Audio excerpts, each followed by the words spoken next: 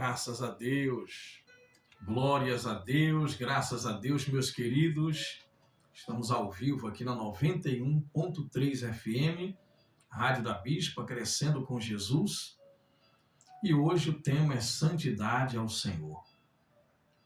E eu falei esses dias sobre o profeta, o homem de Deus, né? Daniel, que vem da linhagem real de Israel. Ele e seus primos, Misael, Ananias e Azarias, eles vão receber nomes que são dos deuses pagãos da Babilônia nos anos 605 a.C., não é? Então, Daniel, Misael e Azarias, e todos da tribo de Judá, e lembre-se que Jesus também, o Senhor Jesus é da tribo de Judá, não é? E ele recebe nomes, Beltsazar, não é? Daniel recebeu o nome de Beltsazar, e Ananias, Misael e Azarias receberam o nome de Sadraque, Mesaque e Abidnego, não é? Então, Daniel resolveu, repare, gente, não foi revelação divina, não foi um anjo que apareceu para ele, não foi um pregador que pregou, ou voz audível do céu. Por causa dos pecados de Israel, o povo foi capturado, era juízo contra o povo, contra o rei de Israel, a população judaica, que deixaram na prosperidade, esqueceram de Deus. Muita gente faz isso, basta receber uma cura divina, receber uma porta de emprego, receber um milagre, sabe? Deus abençoa a vida conjugal, sentimental, aparece uma pessoa na vida dela e ela esquece de Deus. A bênção se transforma em maldição, porque a pessoa não se apega, como diz o Salmo 91:14, porque a mim se apegou com amor. Ela não se apega com amor. Daniel viu os seus patrícios serem mortos. Daniel viu os seus colegas de infância, amigos de infância serem mortos, seus pais, seus parentes foram mortos. Esse jovem poderia estar revoltado e pensando, Deus abandonou Israel. A cidade de Jerusalém foi queimada, porque havia ouro na cidade, não é? Então, geralmente eles queimavam para derreter o ouro e levar em recipientes o ouro derretido. E a cidade de Jerusalém foi queimada ao longo da história 27 vezes. Tudo isso porque o povo deixava de adorar a Deus para adorar outros deuses. E é com ciúmes que o Espírito Santo, ele ministra sobre a nossa vida. Ele está sobre a nossa vida, mas ele tem ciúme de nós.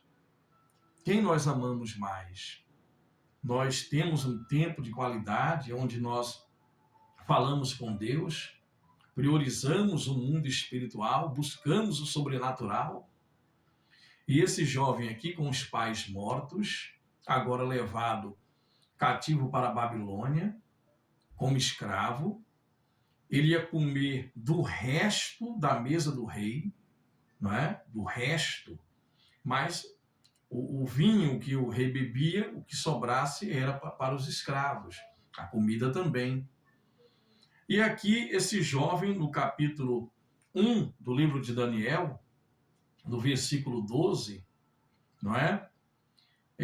Daniel foi falar com um guarda chamado Aspenaz, que foi encarregado para cuidar dele e dos seus primos, Ananias, Misael e Azarias. E ele chegou para o chefe da guarda e disse, quero pedir que o Senhor faça uma experiência com a gente durante 10 dias. Dê-nos somente legumes para comer e água para beber. No fim dos 10 dias, faça uma comparação entre nós e os jovens que comem a comida do rei. Então, dependendo de como estivermos, o Senhor fará com a gente o que quiser. Então o guarda concordou que durante 10 dias, não é, fez a experiência lá, com esse jejum que ele mesmo inventou.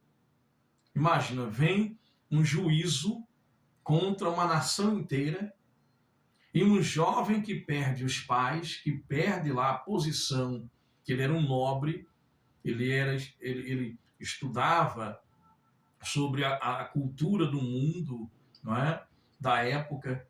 Ele era um jovem letrado, era um jovem que sabia ler e escrever, e agora ele foi separado para fazer parte de um grupo de jovens que iriam auxiliar o reinado de Nabucodonosor a interagir com o povo judeu, cada língua. Então Daniel teria que aprender a cultura da Babilônia, a língua deles, e ser intérprete, sabe? E levar os assuntos de lá para cá, e os outros jovens de outras nações tinham que, cada um, fazer essa tarefa, já que eles eram nobres de Israel. Quem era de Israel tinha que se comunicar na língua dos judeus com os da Babilônia. Quem foi trazido da África, não é? Os nobres da África, os jovens, tinham que aprender a língua da Babilônia para falar o dialeto e a língua africana, são vários dialetos. Mas eu digo isso que eu já vivi lá 9 anos na África, e cada país tem 10 dialetos diferentes, não é? Eu vivi num país que tinha mais de 10 dialetos, do qual predomina o Ronga e o Xangana, não é? Eu aprendi um pouquinho Xangana e um pouquinho o Zulu, não é? Só para cantar hinos e convidar para a igreja quando eu estava lá, não é? Mas para se entender mesmo, você tem que aprender o inglês, não é? E em alguns países é o português de Portugal. Então Daniel, ele tinha que estudar durante alguns anos, não é? Ele tinha que estudar, e aí esses jovens tinham o privilégio de comer da comida real. Tudo que era servido na mesa do rei era servido para eles também. Claro, eles não eram convidados para a mesa do rei, mas o resto do vinho, o resto da comida. Então Daniel decide fazer um jejum que nós não vemos em lugar algum, não é? E ele que resolveu. Eu fico imaginando Deus olhando do céu hoje, num mundo tão escuro que nós estamos vivendo, dias terríveis no tempo do fim, alguém que decide não se contaminar com o sistema do mundo.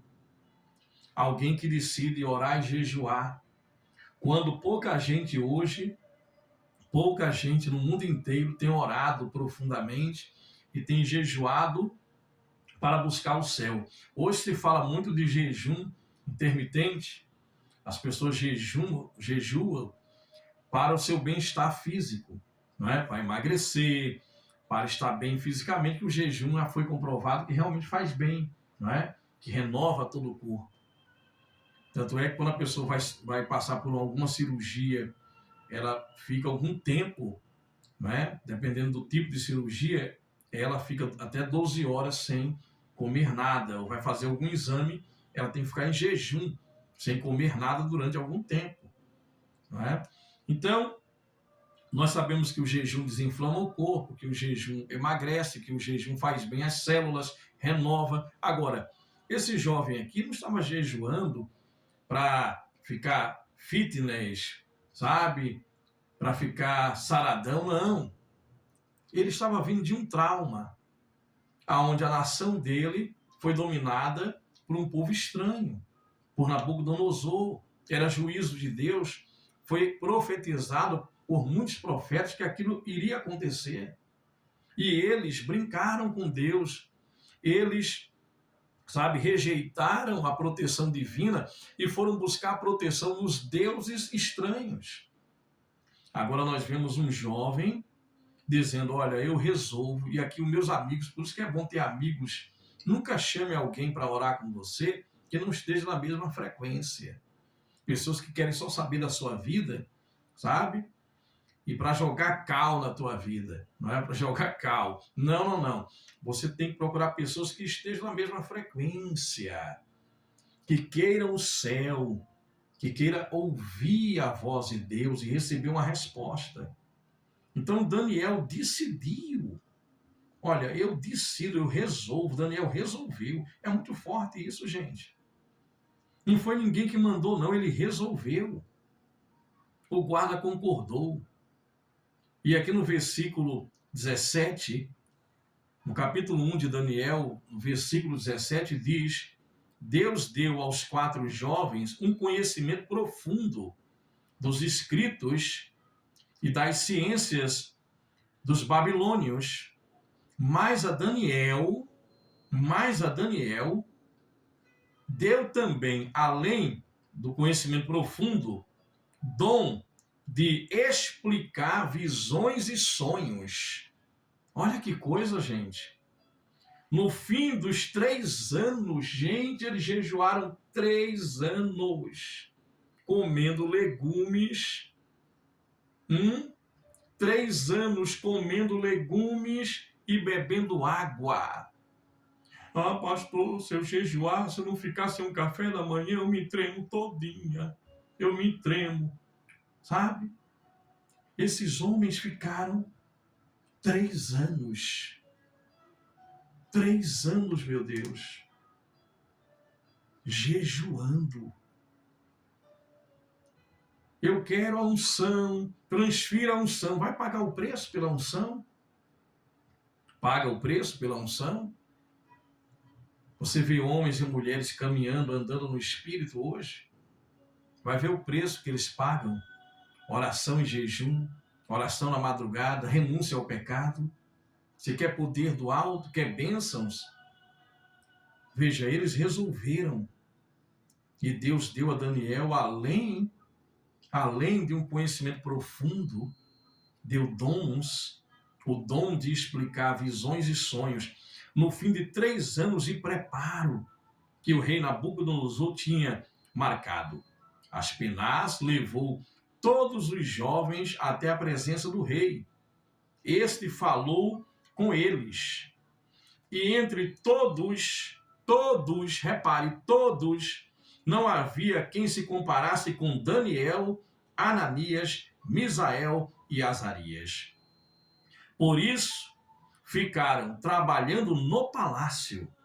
Todas as vezes que o rei fazia perguntas a respeito de qualquer assunto que exigisse inteligência ou conhecimento, descobria que os quatro jovens, Daniel e seus primos, eram 10 vezes mais inteligentes do que todos os sábios e adivinhos de toda a Babilônia.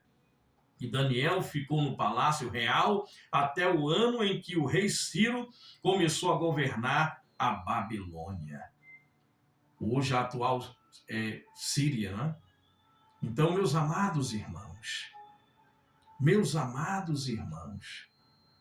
vale a pena buscar a Deus, renunciar ao pecado, se santificar, buscar a presença, dizer não a si mesmo.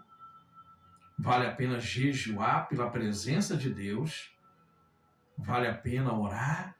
Esse jovem orava 3 vezes ao dia e orava, sabe, constantemente, insistentemente, como prioridade, com disciplina. E Deus honrou ele. Deus deu tanta sabedoria a ele que um dia Deus disse para Satanás: Satanás, acaso você está reclamando de que acaso eu não te dei sabedoria ainda mais do que o meu servo Daniel? Quem é tão sábio como o meu servo Daniel?